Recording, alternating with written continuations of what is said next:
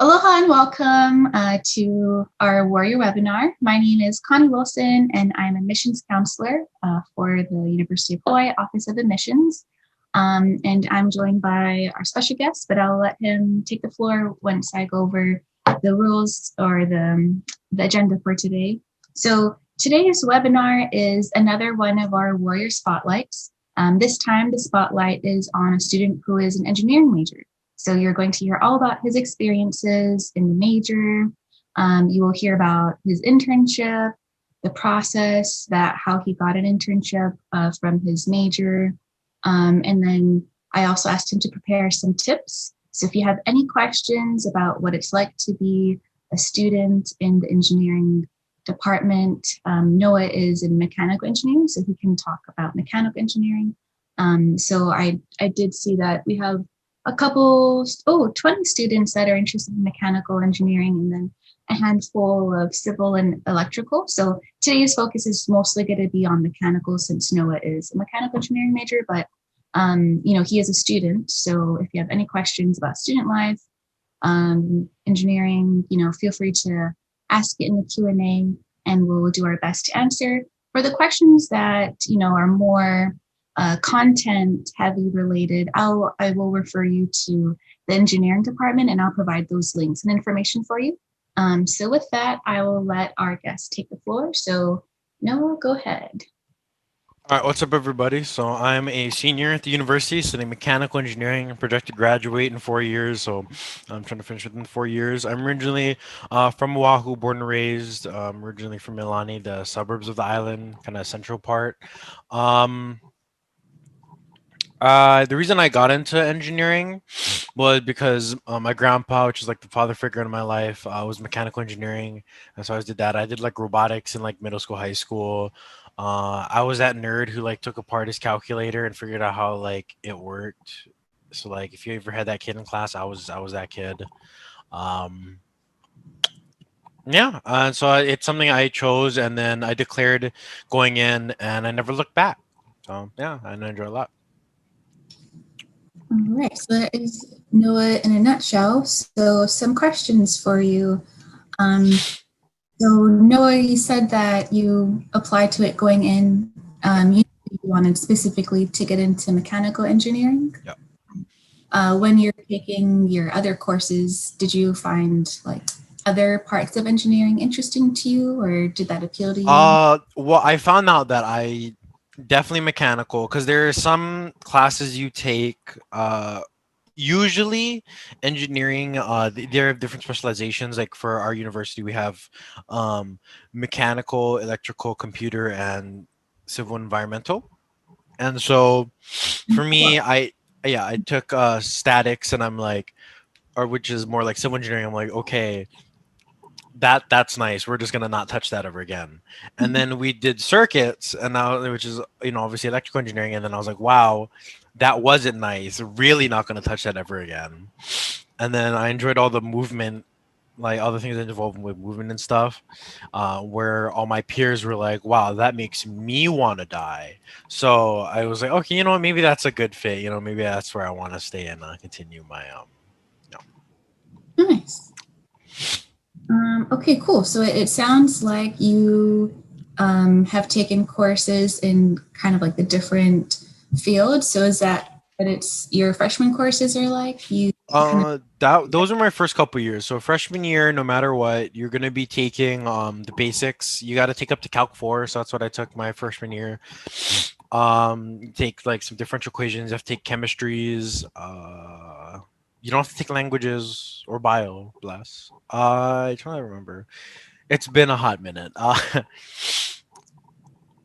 That's a good time to like get out any like FGs. I think like your psychology. I take English 101 or 101 or 110 or whatever. Um, oh, it's been a hot minute. And then I think I started taking like some like statics. Um, yeah, that's the calculus was the big one that I remember that made me cry. It's not too bad, but you just have to really make sure you have the right professor. Because when I took Calc 4, my class average was 16% on our midterms. The other class's average was 90 something percent. So like there was kind of a disparity there. So Make sure if y'all like don't already do it or like haven't done it already, start looking at Rate My Professor because that saves lives. Rate My Professor saves lives. Mhm. Okay. So we do have some questions on the chat. So we're going to go ahead and ask some of those questions. And then as the topics come up, we'll ask some of the other prepared questions. Okay, what is, or was your favorite part about the engineering program? My favorite part of the engineering program is uh I think it's opportunities that you can like do. Like they host career fairs just for engineers. Like they host a career fair that are like just it's just a general career fair, but then one like that size is also held for just engineers. So that's really nice. As you can always look for jobs, internships, things like that. Um, the opportunities in that like some of the classes you take are also pretty fun. Though right now I'm doing a design project in which I'm working with Pearl Harbor, which is like the naval shipyard here. Working on one of their projects there. Yeah, so there also like a lot of opportunities for like scholarships. I don't know like too much about them, but I get emails about them so every so often. So I'm like, yeah, that's cool. Yeah, so a lot of cool stuff there. So that's good. So the department sends you emails about scholarships. Yeah, they'll let you know about scholarships or any internships that like come their way. They'll always like let you know, and they're pretty helpful. So pretty nice there. Yeah, that is really helpful. I remember when I was in college, I was not engineering major, but my department can send us emails about scholarships. So that is a really nice touch there. So that is one good benefit for those of you that are thinking about coming to Manoa and majoring in one of the engineering options that we have. That is something that's really nice. And then you mentioned your internship. So since that came up, we'll just jump ahead to that one. So, and then you also mentioned the career fair. So yeah, I just want to let everyone know that Manoa does have its own career fair, and then a lot of different colleges within Manoa or departments, they'll have their own career fairs for their students separately. So just being a Manoa student, you have once a year a huge career fair campus wide. And then depending on your major, your college might have another career fair. So there's a lot of ways to network with employers, network with different companies to either get employment or internship experience. So now it sounds like you took advantage of that, the fair that the College of Engineering, the career fair that they had there. So do you want to just kind of explain, getting ready for the career fair? What did you bring? Yep. So Talking with them. yeah. So at a career fair, you want to bring some resumes. They you send your resume ahead of time so everyone can like look at it and be like, oh, like this, like kind of like some of them might even email you. Then we'll be like, hey, your resume is impressive. Come check us out. Things like that. On the day of, I got a lot of shout outs just for being super social. That's a big tip for all of y'all that I highly recommend. Like the stereotype is that engineers aren't the most social of creatures, and if you can break that stereotype or really like go out there, um, and like really engage in the conversation that you're having with them, like they remember you. Like I went to job fair last year or career fair last year, and then one of them called me a couple months ago and be like, "Hey man, we see you're graduating soon. Like, what you doing or what's your plans?" Because like they had just enjoyed what like when I talked to them. So, really like look out and be like, "Hey, like, what's going on? Like, what's good?" Make sure to ask really like really deep questions. Like one of the questions I like to ask, one of my favorites, you got folks can take this, is I'd be like, okay, what's one of your favorite things about the company? And then you can something to catch them off guard is like, what is something that you wish were different about the company? Like what's something you don't like, you know? And so usually people aren't being like, oh, like they people don't usually touch on negative notes. So that's kind of something to be like, oh, okay, like they're really thinking or something like that. Yeah.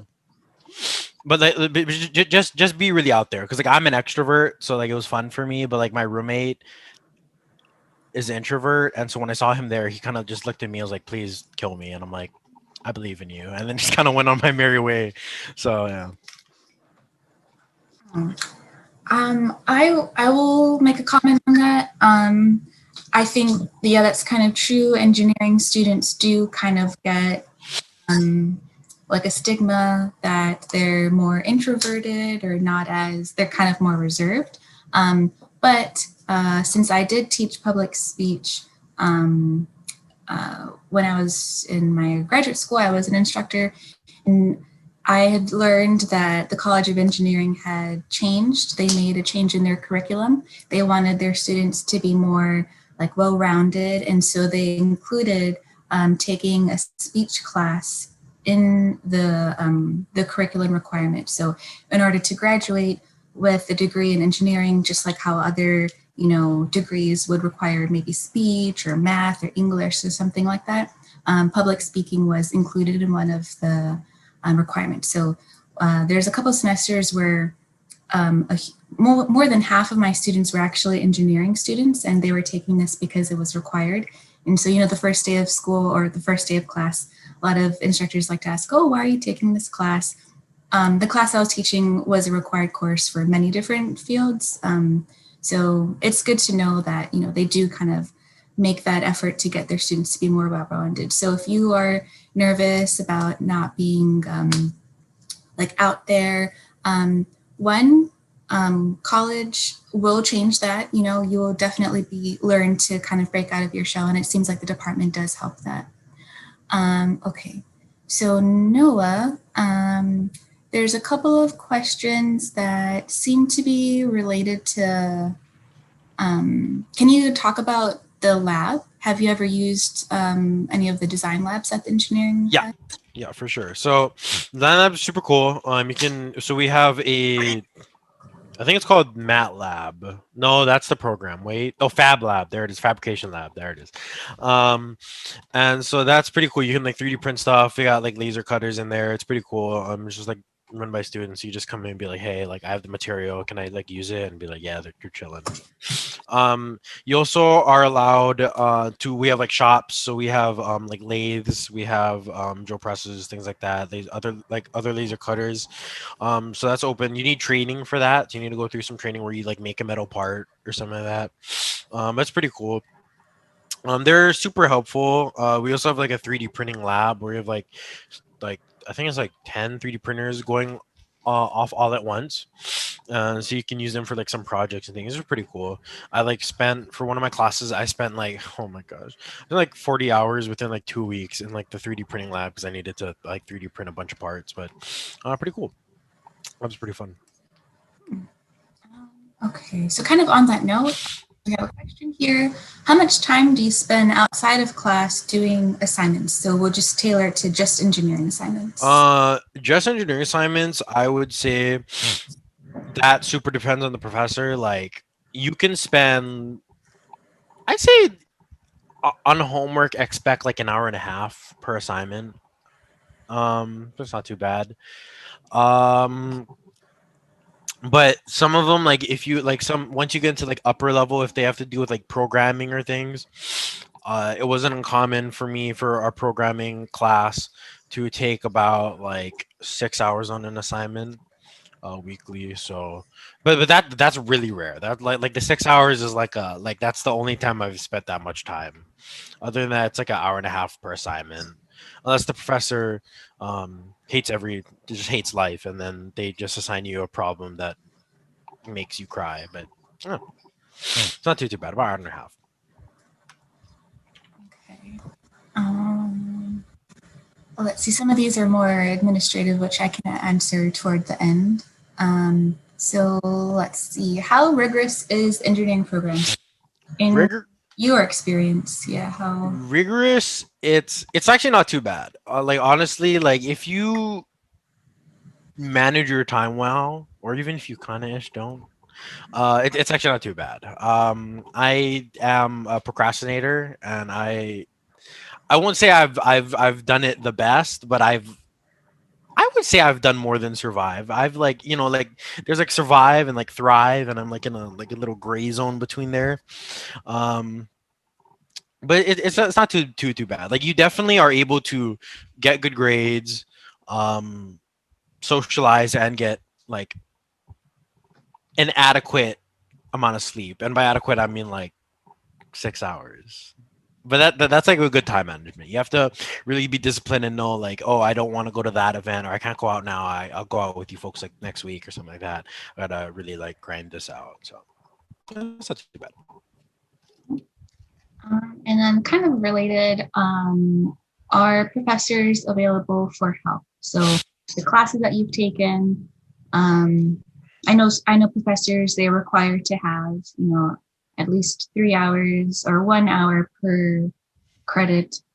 Like there's a whole like formula, but they're supposed to have office hours weekly for students. So and like in your experience, did you feel like your professors were accessible to you? Oh yeah, no. So professors are super chill. Some of them are, I will say, more helpful than others. I won't say all professors are created equal. But like if you were having trouble, like if you're looking at a homework problem and thinking, wow, what is my life? Why am I in engineering?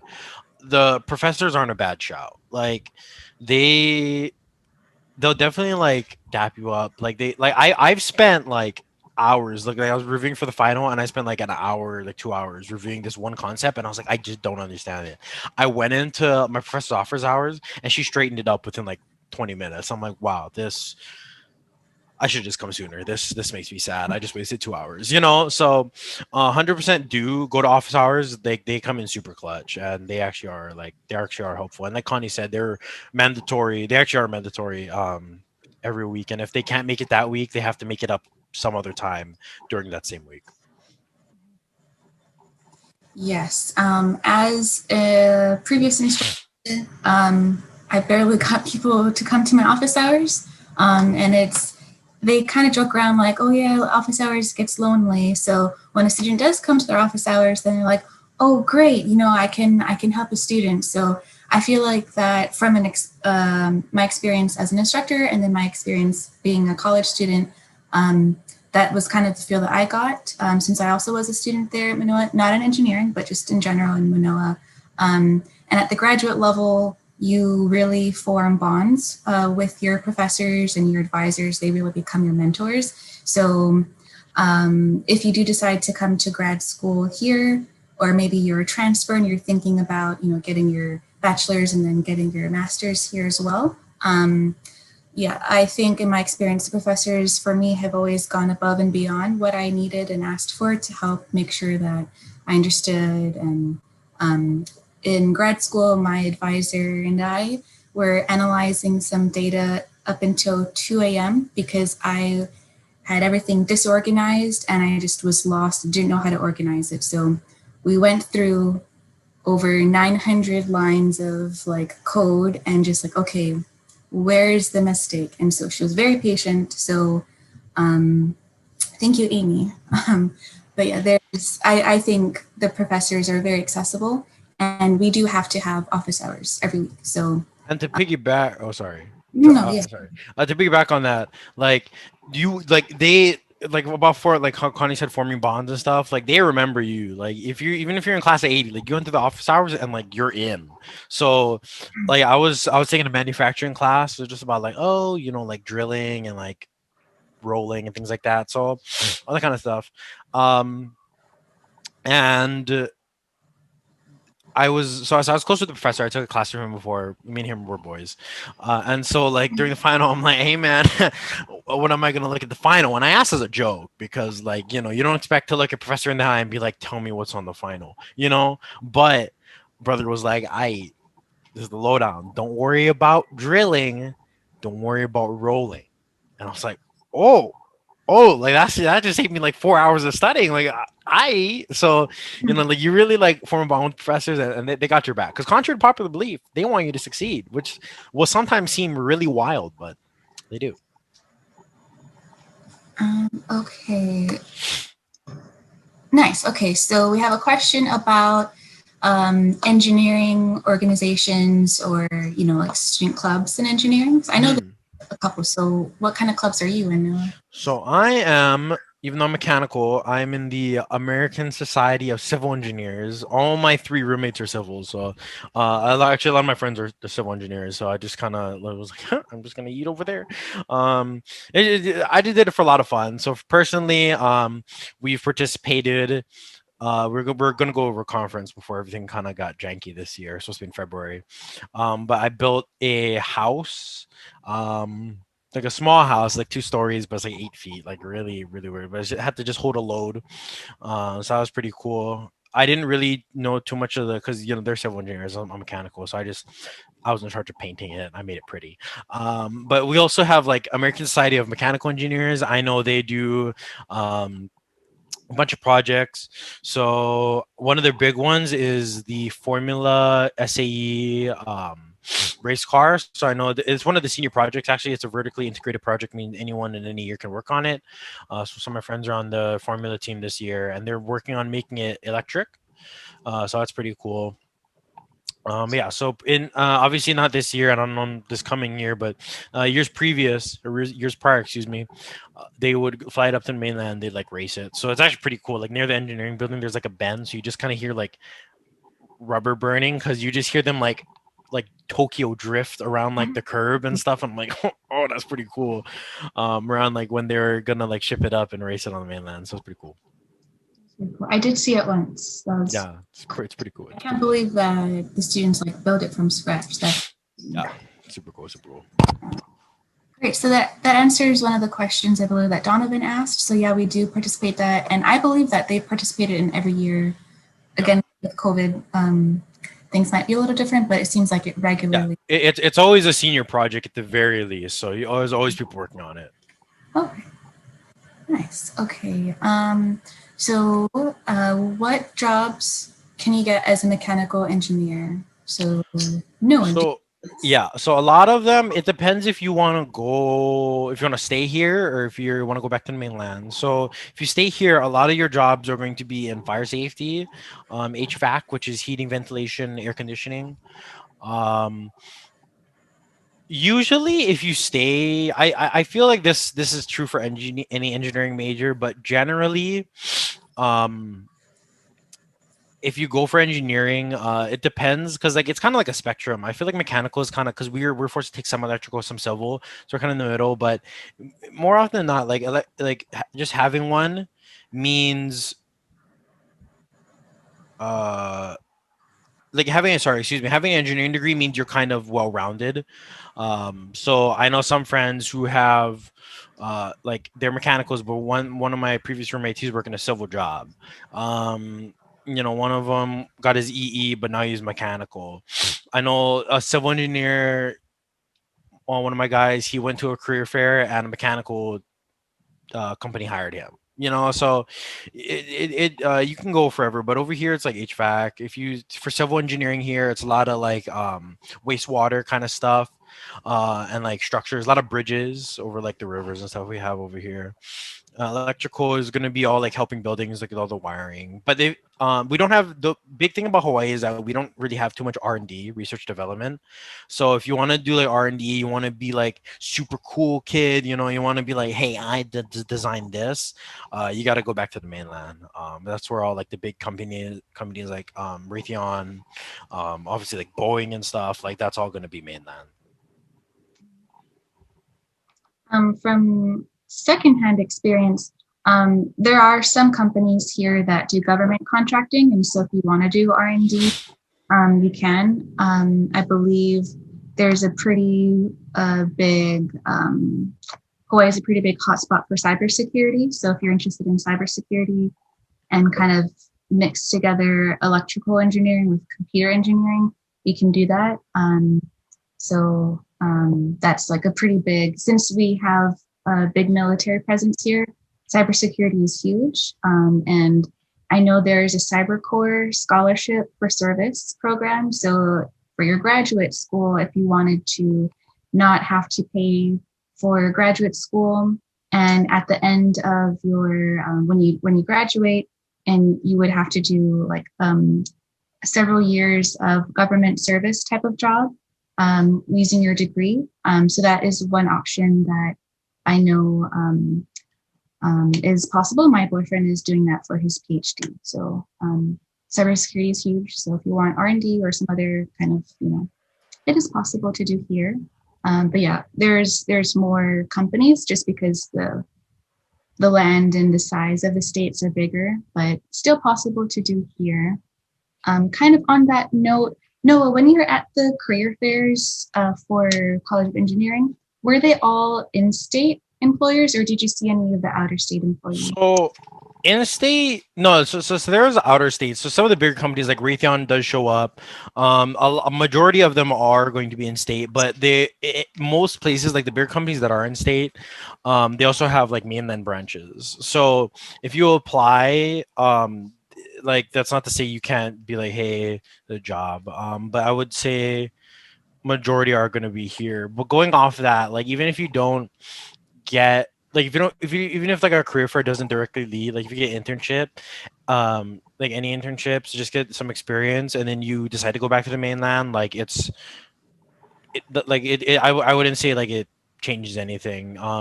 It's the same like being a grad student, like you get your degree but you can go somewhere totally different, like I had a uh, friend and previous tour guide coworker who was a civil engineer. So she graduated as a civil engineer and then she went to Stanford for her master's. So like you can like the range is really broad. So even if you like come here for college or anything like that, like your options aren't really like limited. Whether you stay here or go somewhere else, you can honestly even go international. Like like if you're like diverse in like other languages, like I know some people who've like gone to Japan. They just like yeeted themselves over, got citizenship there, and then they just work there. And I'm like, I you do you. So Yeah, that is a good question, Donovan. Thanks for asking that. And just to add on to that, so my boyfriend got his master's and his PhD here at Månoa. He attended college here as well, like for his undergraduate. And he's getting a job in the mainland for like a national lab. So it's definitely possible to, if you want to come to school here and then work here later, it is possible. If you're from the mainland, you come here, or sorry, if you're from the continental US and you come here for college and then you want to work back in the States, it's definitely possible. It's who you network with, it's where where you apply to. So it doesn't limit you. I think, the opportunities are kind of up to you and how you market yourself and where you kind of dig for opportunities. But it sounds like there's a lot of opportunities given to you through the career fairs that Månoa puts on, and then also that the College of Engineering puts on. So it seems like you have a lot of options there. And then we have a couple questions, Noah, about your roommates. So how did you meet your roommates and how was your living on campus so experience? yeah, so I forgot about that in my intro. I did live on campus my first 3 years, and then this year I'm off campus with my roommates. So my first year, it was completely random. I just had my roommate, but we ended up being from the same high school. We didn't really talk that much. Um, so we got along really well. It was one of those like extrovert introvert kind of situations, very opposite, but enough in common to kind of get along, but differences to keep it interesting. So we stayed together. He tolerated me because I'm a lot, so that's cool. And then sophomore year, we roomed together again, and then junior room together again, and then Did this you year, choose to room together? yes, I got him to agree. It was because it's one of those things like you can either take me or you could chance it in the wild and get somebody that you don't like. It was like, So there's that. And now one of our other close friends, she had once all this COVID stuff kind of dropped, she contacted us and was like, hey, like, do you want to room together? Like, we can find a place. And I was like, yeah, I eat. And my roommate of 3 years was like, I eat. So we've been roommates all 4 years of college, and then other people I'm living with, I've known for also like my whole 4 years in college. That's pretty cool. They've managed to tolerate me. I say tolerate very very purposely.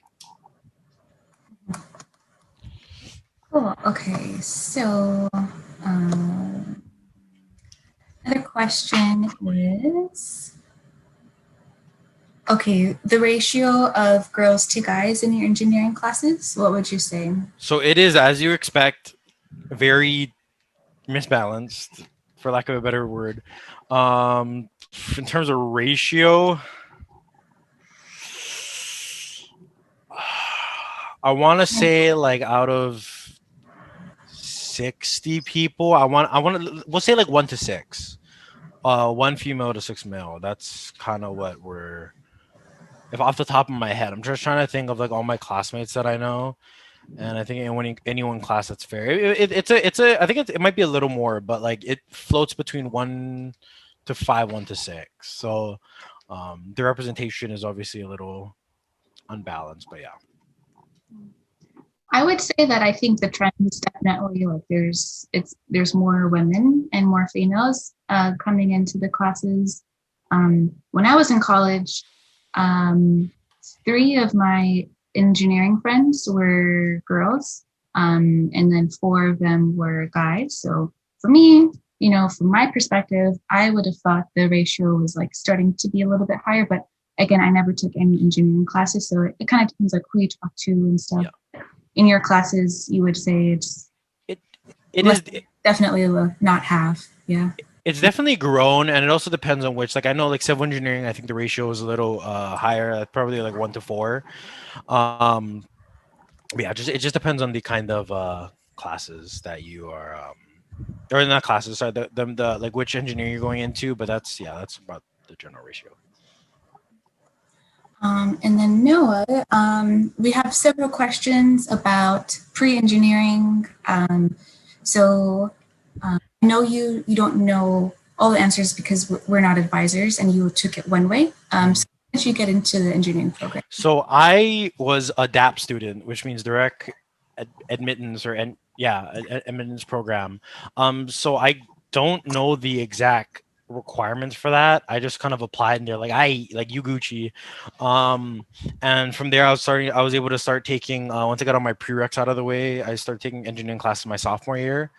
If you do not meet the requirements, then I think you have to take all your prereqs, and then after your sophomore year, you apply to be in the college of engineering. You get accepted, and then you can start taking like engineering classes from your junior year on. If you want to get into direct access, I don't know I don't know all the things, but for me, I took all like sciences 4 years, and in high school, I took calculus up to calculus 2. So that when I came in, I think the bare minimum, if I talking to my friends and seeing like what they had to take and to get in, I think the bare minimum might be Calc 1 you have to take in high school. But I'm not too sure. Yeah, I'd 100% look into that, because if you can get into the direct admittance program, oh, here it is. Yeah, if you can get into the direct admittance program, it'll make your life so much easier. You can like get out faster. That means you're spending like less money overall. So 100% I recommend, really trying to excel in high school so that you save money later. I'm an admissions counselor for general admissions, so I can answer some of the questions, some of the more administration questions that you have. So basically, you would apply to Månoa, one application, and then on the major, you would indicate, I want to do engineering. There's different kinds of engineering that you can select. If it's a major within engineering, then after we process your application, after my office accepts your application, we send a batch of students. So, it's organized. So like, okay, here's the next batch of engineering students, or students that indicated that they want to major in engineering. We would send that batch of students to the College of Engineering. And then the College of Engineering has their own academic advisors and the faculty there. They will decide, will the student be like a full-fledged engineering major, or will they be a pre-engineering major? They make the decision and they give us that information, and then we use that info to put your major on your acceptance email. So that's why it takes a little bit longer, is because it's not just us making decisions and then sending it to you. We do wait for other departments to get information so that we can make your acceptance letter complete, and it has a lot of the pertinent information that you'll need. So that's why it takes a little bit of time.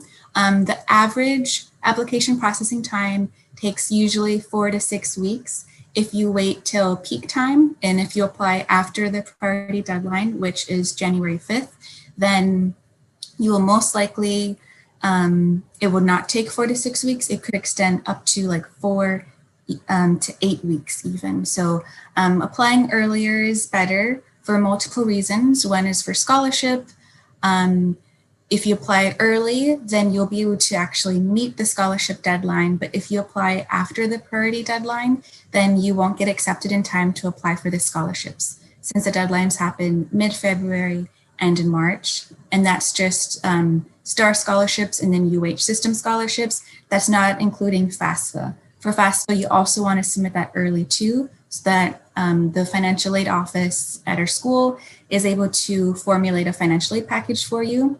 And the earlier you do it, there'll just be more federal money in the pool. So it's just overall better to apply earlier rather than later. So again, the two deadlines, January 5th is priority, March 1st is the final deadline, but I would recommend applying before January. So you can see here, this is directly from the website. For high school students wanting admissions into the major to be an engineering major, you should have completed trig, physics, and chemistry, but you also have to have completed or meet the admissions requirements. So this is the general admissions requirements here. So yes, we are test optional. So if you have test scores, that is great, send them in. But if you don't, it won't be counted against you in any way. So those are some good questions there. So we answer some of the more administrative questions, so you know how long it will take. And from my experience, and I could be wrong, but I'm the only major where they restrict students, like there's a certain number of students that they can allow, is nursing. So I don't believe that engineering is selective or competitive in that sense as nursing is. Nursing can only take less than 50 students in each year. Engineering is not like that. I'm pretty sure it's more like how business is. You do have to apply to be a business major, but as long as you meet the prerequisites, you will be able to get into that major. So that's how a lot of the departments work. But working with Jill, who is the academic advisor for the College of Engineering, it is kind of case by case. So they work with each student to see, what classes that they took, holistically, how does the student look, and they decided like that. So if you do have questions about, if you were to get into the DAP or if you would be pre, you wouldn't want to ask admissions, you'd want to ask the specific department. So I will share that information with you towards the end of the webinar, which will be ending pretty soon, but I just want to answer a little bit more questions first. So yes, if you applied 3 weeks ago, that's too early. The timeline is around 4 to 6 weeks-ish. Let's see. And then there's a very specific questions. If you have an associate's and you're coming in as a transfer, because the transfer credit evaluation is a case by case. No one can tell you exactly what classes will transfer over or not until you're accepted and until your transfer evaluation happens. This is a question that you'll need to ask an academic advisor. So if you want to chat me and just give me your email, and then I will connect you with the advisor for transfer, because that is a very specific question. Okay. Noah, how many people are in your class, would you say? It depends. In the math ones, I would say 40. On my senior project, I think that's 40. My heat transfer one that I'm in right now, 60. So I would say your like major junior, senior level classes are going to be like about 60. Your sophomores are going to be about 80. And then your freshman year, you're still in a lot of lectures. So math, your sophomore year is going to be, or like freshman year is going to maybe be like 40 people. And then like your lectures are going to be like 200 something. But then your classes, like if you take technical electives, they can be as small as like 15. So I'm in like technical elective class about like optimization stuff. And yeah, I think there's like 15 max in that class. Okay, cool. And then I do want to preface, if you do take a mass lecture with, 200 plus students, that is a lecture portion, and then there's also the discussion or the lab portion. So lectures once a week typically, and then the other 2 times a week you'll meet in your smaller discussion groups. So mass lecture, yeah, will be big, but then your smaller discussion groups, typically 15 to 20 students, depending on what kind of course it is. And then Donovan, you asked a question about trig, so that would be a question for Jill or for the engineering department. So why don't you chat me your email, put it in the chat, and give. I think you might have to do all panelists, and that's fine. Just chat me your email, and then I will be able to give you the information. I'll refer you to the right person. Okay, last question. How difficult are your courses now with like virtual and being it in COVID times, Noah, versus from before? It wasn't too bad. I think the beginning was a little rough in that like but like I mean no offense to the engineering professors, but they're not all the most technical savvy. They're not all tech savvy because they're on the older side, so they're used to like chalkboards and stuff. So that was a little rough. I had professors that went from not posting like literally anything online to needing to go all online. So that was an interesting transition. Now that like they had like a summer to plan it, it's not too bad. It's pretty normal. It's what you expect from online class. You show up, they lecture, they look at chat every like 10 minutes and be like, oh, okay, I see them have questions here. Okay, all right. So you can do that, and so that kind of stuff. And then for your tests, obviously you just put your camera down to your desks, just so they can see like your work, which is kind of weird because like you would think you can cheat off that, but some professors don't care. So there's that. But yeah, it's not too bad. Like it's not anything to be dissuaded by. I think it's just different. Okay, and then this will be the last question. Being an engineering student, how much free time do you have while taking all the classes? Oh, I would say a good amount. I yeah, like I've again, I'm an extrovert, so I very heavily value social time, as well as like my hobbies. I play a lot of video games. So even in my senior year, which was to be like the hell year for mechanical engineers, it's not too bad. I'm chilling. I'm balancing on my classes. I'm balancing a job. I actually compete for the university in a game called Valorant. So like and that requires like team practices, like weekly matches and things like that. So we did. I think there's more than enough time to like really pursue your passions and whatever you want to do. Um, and just kind of just have fun, I mean, because at the end of the day, like at university, like you just make sure you have fun, like, and whatever way that is. Like we got all kinds of clubs, we got a bunch of fun. If you all want to like get a little spicy, we got the Queen Bee Nicki Minaj twerking fan club. So like, like you'll have more than enough time, if you want to join that club, to like drop it like it's hot, things like that. Pretty cool. Yes, there is a Nicki Minaj fan twerking club on campus. So Yeah. branch out as an engineering student, I think that would help break you out. Out of all the things to break somebody out of their show. I do want to just share this last screen for the information. So let me share it here. Right here. So it does say electrical engineering, but this is the General College of Engineering information. So the faculty, we're working from home. I'm not sure if their office was able to take an office home with them. So just in case, email is the best right now in the COVID era. So info@eng.hawaii.edu. If you have questions. So there's a person that had a question about like specifically coming in as a transfer student and you wanted to know about your classes. That's a very specific question and you're going to have to make an appointment with an advisor. So you can email them and ask if you're able to, as a prospective student, make an appointment with them. And if you're able to meet with the advisors there. And yeah, so I will put this up in the chat. So hopefully you got all that info@eng.hawaii.edu. That is the main College of Engineering's website. So that is their email and then website coming in right now into the chat.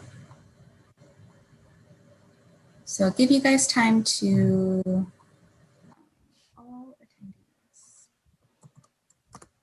So I'll give you guys time to kind of copy that down. You can also save the chat. If you know how to, the 3 buttons, you can save the chat there. So you have the link. So you have the link, you have their email now. I will give you my email. If you have other questions about general admissions related questions, you can email me. And then if I can refer you to other departments, other advisors, or other counselors if needed. So my email is my first name, KONNI @hawaii.edu. So you have engineering's website and engineering's email, and you also have my email. So if you have any questions, feel free to reach out to any of us and we would love to help you. I'm really excited that you got to hear from Noah and his personal experience. Noah, do you have any closing thoughts to these students that are considering coming to Manoa? Please join mechanical engineering. Thank you.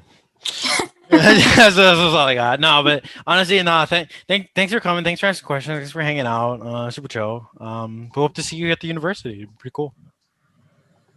All right, thank you. And so that's all the time that we have. So feel free to go ahead and leave the webinar. Once you got down the information and the links and such, you can go ahead and leave. Thank you, guys. And thank you, everybody.